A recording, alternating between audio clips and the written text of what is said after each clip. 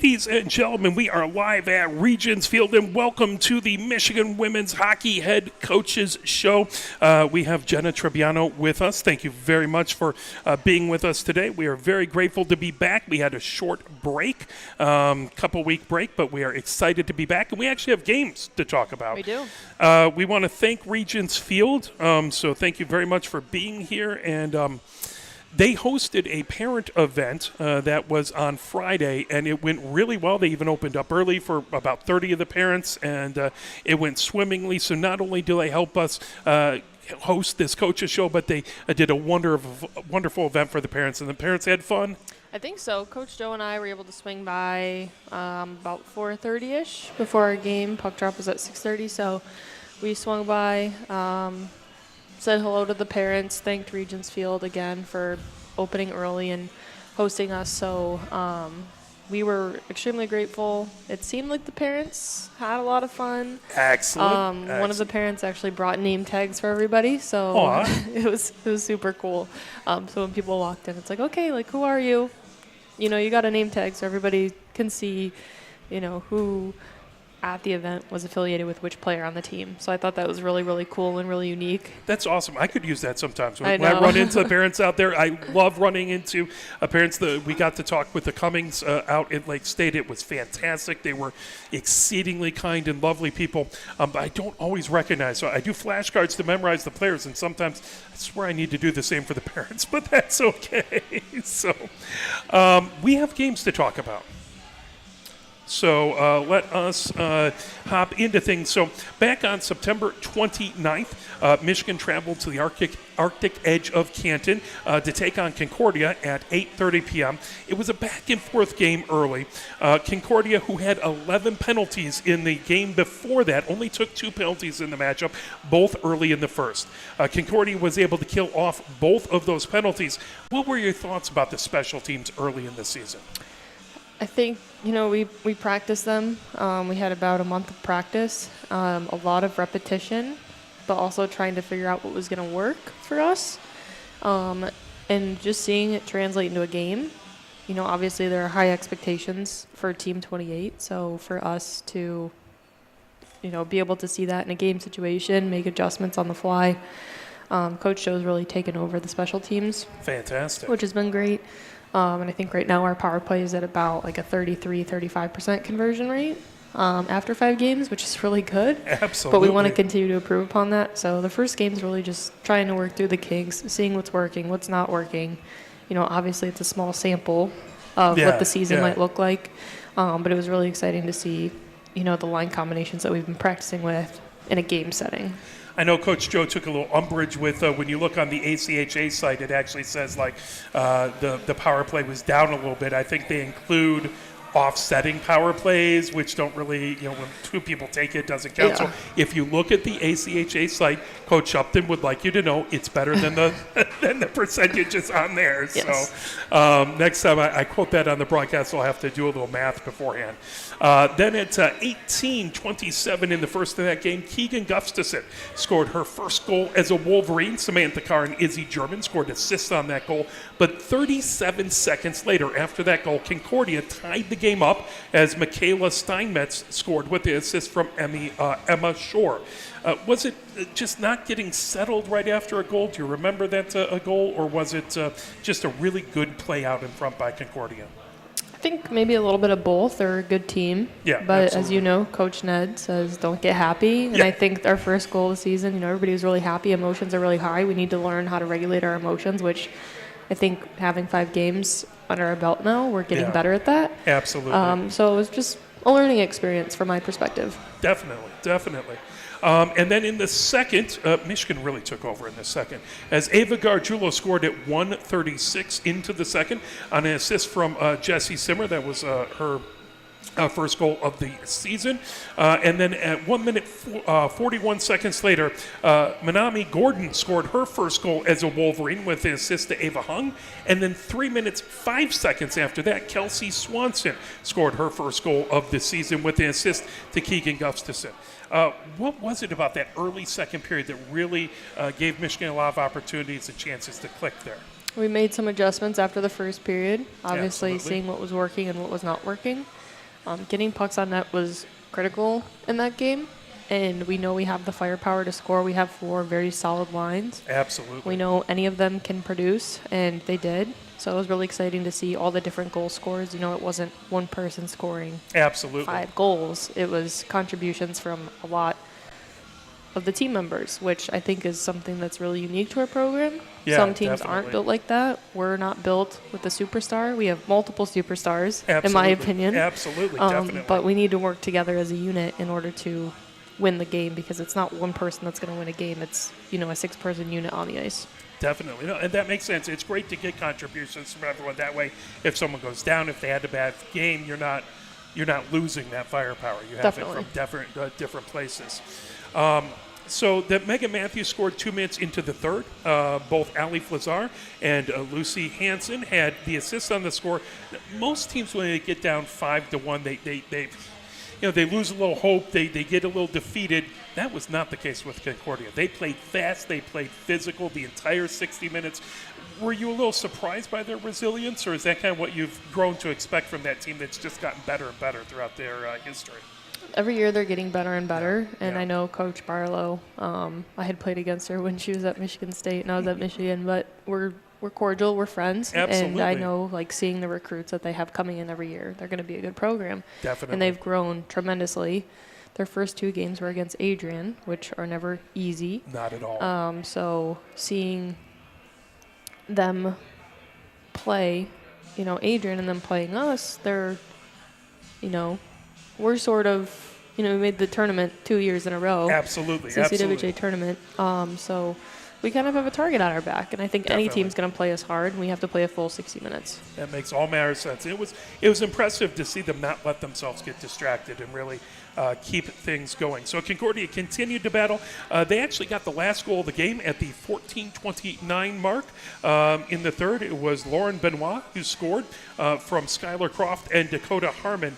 The final of the game was 5-2, and despite giving up 5 goals, I really felt like the Concordia goalie, Ava Kingston, had a great game. She's new to the Concordia team, and she took a lot of high-quality shots that Michigan had and was able to save them. She's from Lake Newell, Alberta.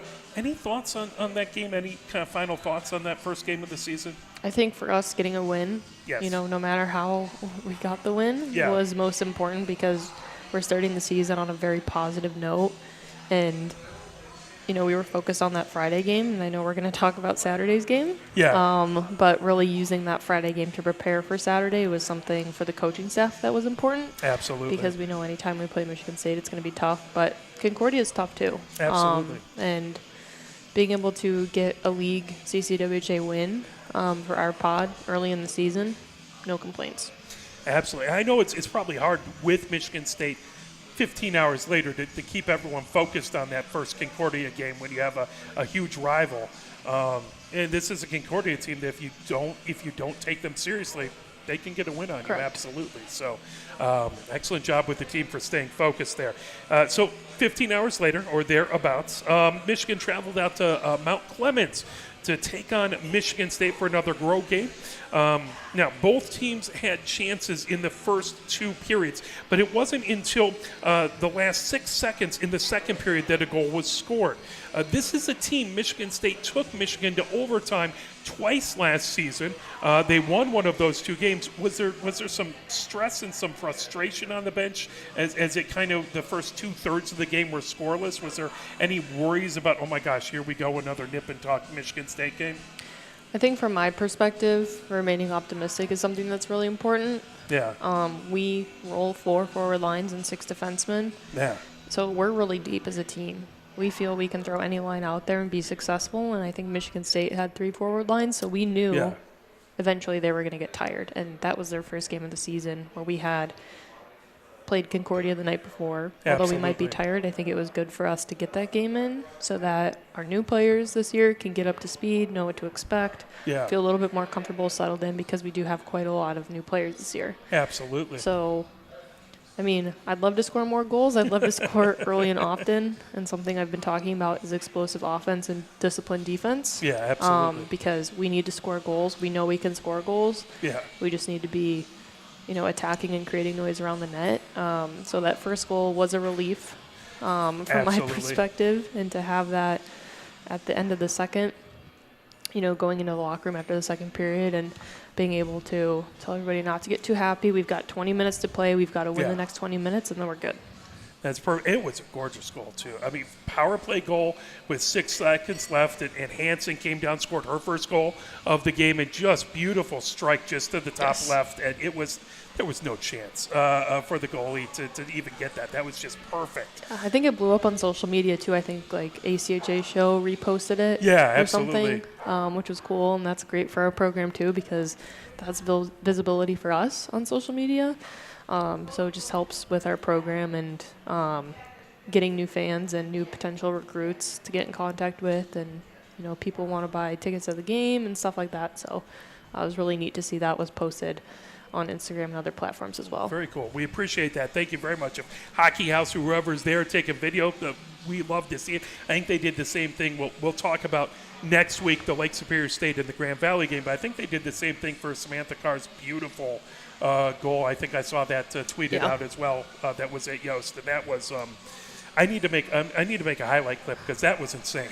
That was wonderful. I know. So, I watched it. I watched our goal. I know we're a little bit off track here, but I watched it from your perspective upstairs because I saw my perspective from the bench, and then I saw, I think Carly, who's one of our new social media, I guess managers you'd call her. She was the one that took that video. That's awesome. And I had told her, I'm like, hey, send it around to people because I'm sure they would post it because it was a gorgeous goal. Oh, it was beautiful. So, and then when I got home, I watched the broadcast from up top to see it, but it was really cool to see it from 3 different angles essentially. Absolutely. Yeah, that was fun too. There's been a couple really nice goals early in this season. So in the second, at the end of the second, we talked about Lucy Hansen scoring her goal. Her first goal was a Wolverine. Keegan Gustafson had the assist on that. And Hansen had some amazing chances early on.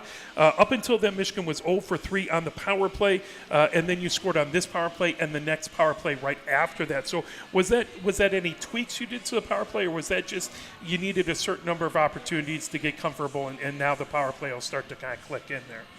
I think we've practiced it so many times. We just need to be able to apply ourselves and our skills when situations arise during a game, because different teams use different penalty killing strategies. So I think being able to make those adjustments and say, hey, power play unit 1, this is what we're seeing. If they give you ice, take that ice. Absolutely. If they're a little passive, take the puck to the middle of the ice and make them come to you and move the puck. So those are adjustments that we talk about on the bench or between periods whenever we have to. Or, as we're getting deeper into the season, I'll watch other teams' games and see sort of what they're doing. Absolutely. And then try to make adjustments based off of that. So, we have our power play, but our players are very smart, and they also can apply themselves to situations when they communicate and read the ice. So is it hard the first couple games of the season where you don't have any tape on any of those teams yet? You're kind of coming in, you don't know what tweaks they've made in the offseason. You don't want to know. How much harder is that when you haven't seen the team at all?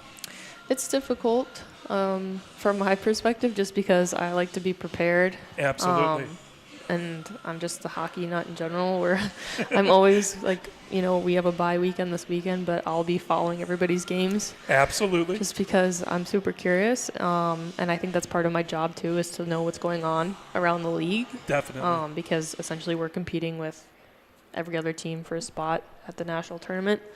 So, it is hard, but as teams play more games, I'm seeing patterns. And I think using that knowledge and some other tools that I have for when we do play those teams, I'm prepared to prepare the team for, hey, on the penalty kill, F1's probably going to come behind the net. We've got to move the puck. We've got to move it quickly. Hard pass, beat them. Odd man opportunity or odd person opportunity. So just things like that that I'm trying to dig deeper into this year. Yeah. Now that I have a little bit more time. And it seems like more teams are streaming games, where in the past it hasn't necessarily been that way. Yeah. So it's exciting to see that there are broadcasts for many games. And I know I think it was our Michigan State game, actually. One of the, or I can't remember what game it was. Maybe it was the Lake State game. Yeah. Our players were talking about how they were watching Grand Valley and Adrian. Oh, sure, yeah. It was like just unsolicited, and I wasn't like, "Hey, did you watch the game?" They're like, "Oh, we watched that game." I'm like, "Okay," like they're paying attention too, which is really exciting for me. That's awesome. It's cool to have so many teams have streams, because I'm sure when you were with the team, it was few and far between. It was and very now seldom. You have an opportunity to see those teams. It's great for their fans. We love broadcasting, but it helps the opponents too to see a little bit. So that's also awesome. Michigan State, I'm going to try English. It's lovely. Michigan State tied up the game, scoring at the 4:25 mark of the third, and it looked like it might be another really close game between Michigan and Michigan State. How confident was the team after Michigan State tied it up? What was the feeling on the bench? We just have to win the game. Yeah. We had to win that next 20 minutes. We have to finish the 20 minutes. We've got to figure out a way to put a puck in the net, or 2 pucks in the net. Yeah. However many pucks to win the period, because Absolutely. it boiled down to that. And that's exactly what we did. So I'm super, super proud of everybody, how they stepped up. And obviously Joe on the bench and his coaching decisions, super, super pleased with that. So it was sort of the perfect end from my perspective to that game. Absolutely. Speaking of that end, Michigan scored on the power play again at the 16:06 mark, making it 2 for 4 of the game. It was Ava Gargiulo who scored with the assist to Julia Lindahl and Kelsey Swanson. How have you been feeling about the chemistry of the lines early on? That's something Joe and I have sort of talked about. Right now we feel pretty good, but there's still a lot of time left, and we don't know what's going to happen. And unfortunately, injuries always happen.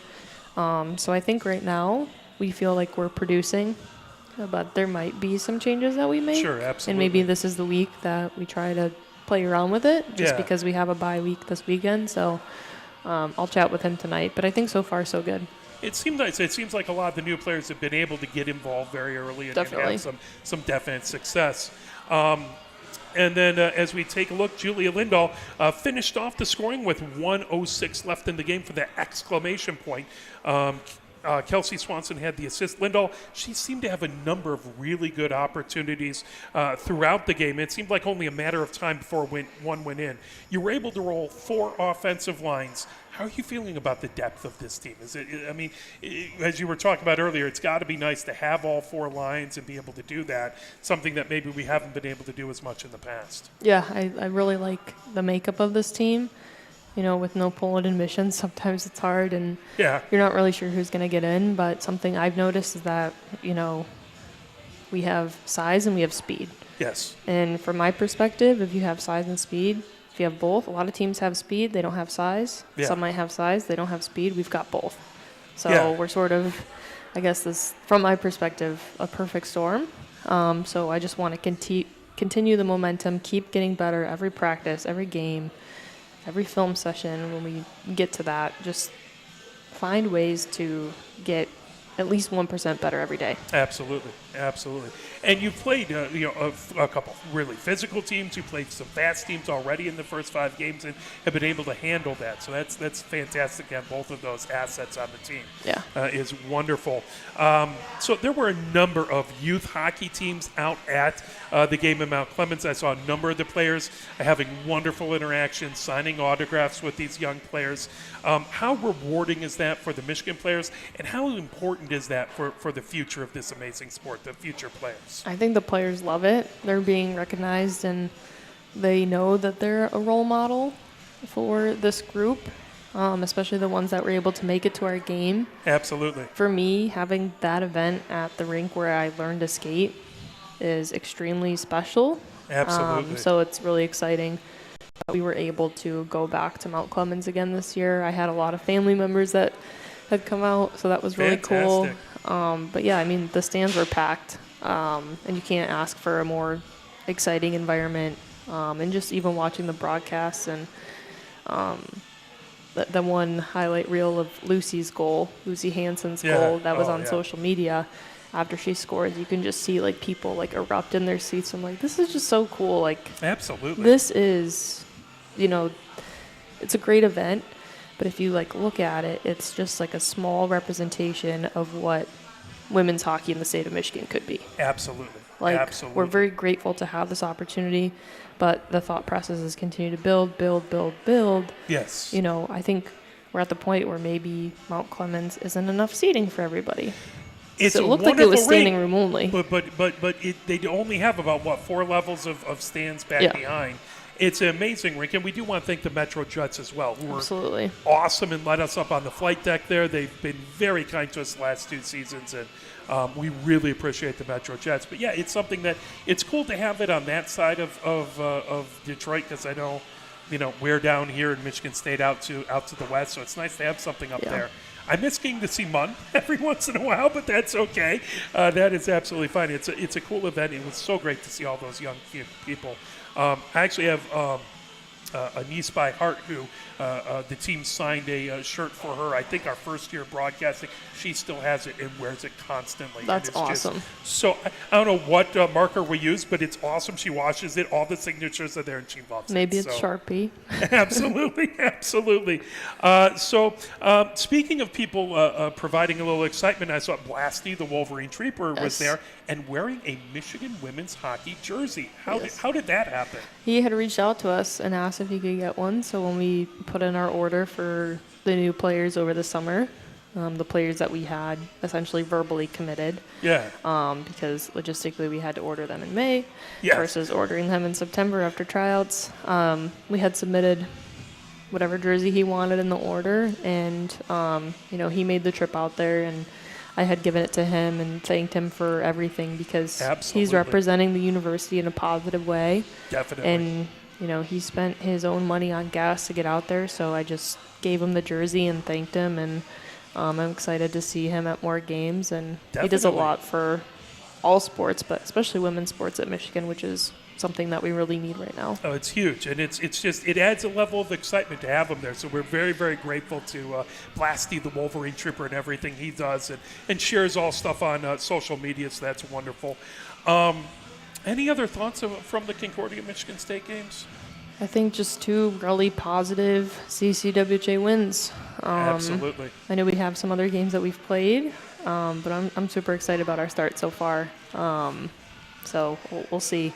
Hopefully this weekend players will get some rest and be ready for the 29th, and we'll preview that next week, I'm assuming. Definitely. Yep. Cool. So yeah, I'm super excited, and the weather's starting to change, and it's getting colder, and it's starting to feel like hockey season. Yes. So absolutely. It's definitely going to help my seasonal depression. So I'm excited to get on the ice tonight for practice too. Absolutely. So there were 16 days between your last game and this game. What do you do with the team to try and make sure you don't lose the momentum? It's nice to have a break, and obviously academics are number one for the players on this team. But what do you do to try and keep everyone from losing that momentum? I think just keep high intensity at practice, keep the communication lines open. We had fall break. The students had fall break Monday, Tuesday of this week. So we had a game Friday, and then they've been off, I guess, since Friday academically. And you could tell, like, that fall break is there because it's a very heavy time for midterms. Yeah. And even at practice, and you probably saw it in our game too, they're burnt out. Yeah. Academics in Michigan are hard. Absolutely. I went through it. My best friends went through it. Like, it does reflect on your performance on the ice, reflects your mental stress and everything that else is going on, whether you want to believe it or not. So I just really want them to reset and get excited to play hockey again. Absolutely. Now, you're wearing a fantastic hoodie here. I am. And you want to talk a little bit about the Rusty Barbell? I do. So Rusty Barbell is where our athletes train up to 2 times per week with the team. For those that don't know, as a club sport at the University of Michigan, our athletes and our team can't work out together at athletic facilities on campus per rec sport rules. So we've been working with the Rusty Barbell. Phil Harrington, who owns the facility, and his wife Jenna have been great in accommodating for us. Basically, we get the whole facility to ourselves. Awesome. If players have an academic conflict, they can make it up. They can come into the facility at a different time. They can do it on campus somewhere, depending on their schedule. But I've worked out with Phil myself. Phenomenal facility, phenomenal people. Yeah. He tries to come to all of our games when he can. That's awesome. And this is something that we started last year. The leadership last year really built a relationship with the Rusty Barbell. Nice. Which, year by year, what's missing from our program? Yeah. Because we're competing against teams that are varsity teams at their institutions. So Absolutely. they have access to weight rooms and strength and conditioning coaches. So we've had to sort of find something that works for us. Yes. So I wrote down the address. I was just going to ask, so Yep. you're brilliant. Look at this, always prepared. Appreciate that. The address is 1078 North Huron River Drive in Ypsilanti. It's actually just north of Eastern Michigan's campus. Oh, nice. So what our players do is there's a carpool system where the players will carpool together to the facility and then carpool back, which, it is what it is. Absolutely. But to have a facility and designated coaches that want the best interests of our program and our athletes. Absolutely. And, prioritize their health and safety and injury prevention, which is something we've never really had before. Definitely. It's just been a great relationship. So I just wanted to talk a little bit about the Rusty Barbell, and I've got this nice sweatshirt. So if anybody needs contact information for the Rusty Barbell, he does training for high school athletes, collegiate athletes, and then they also have adult programming as well. Nice. Very nice. Gosh knows, as soon as I have a few moments, I need to get myself into a gym. But that is great. And again, like you said, it is player safety. It's like having the buses to go to games and things like that. Is being able to have that proper workout and things keeps you from getting injured, hopefully. So that is absolutely fantastic. So this week we talked about the first two games. Next week what we want to do is talk about the weekend up at Lake Superior State University. Speaking of, they have a skater. Speaking of really fast superstars, they have someone who's really good that we'll talk about there that Michigan did a good job of handling, but she got a couple goals. And also we'll preview the Niagara game versus the Purple Eagles. That's going to be on Sunday, October 29th. So if you're looking for a little pre-holiday time, come out Sunday. That's a 4 o'clock game at Yost. We'd love to see you there. You get to see the sunlight coming in the windows at Yost, which you don't get to see often, which is lovely. So we'd love to see a lot of people out at that game. And this is the first time that the women's team has played Niagara, to the best of my knowledge. Yes. So Niagara last year competed in ACHA Division II, and then they applied and were accepted into Division I. So right now they're independent, but they're playing a very competitive schedule. Absolutely. So I think Friday, Saturday they're playing U of M Dearborn, and then we picked up a Sunday game with them. Nice. Which I'm very excited about. Excellent. So that'll be a fantastic time to come out. We want to thank everyone who's come to the game so far, making trips. We've had only one home game, and yet the road games have had plenty of Michigan fans out there. We really appreciate it. Thank you to everyone who couldn't make it but watch the broadcast. Thank you to Regents Field. Again, we're happy to be back. I apologize for last week, but circumstances conspired for us not to be able to have the game. One other thing, an admission item that you wanted to mention. Yes. So for any families of prospective students or prospective students that might be following the show, the application deadline for early action is November 1st. So get your Common App in by November 1st. I highly recommend early action over the regular decision deadline of February 1st because you'll have some sort of decision by late January. Nice. You might get deferred to regular decision in that application pool, but I highly, highly recommend applying for that November 1st deadline. So if anybody has any questions on it, feel free to email me at trubiano@umich.edu. I'm happy to help.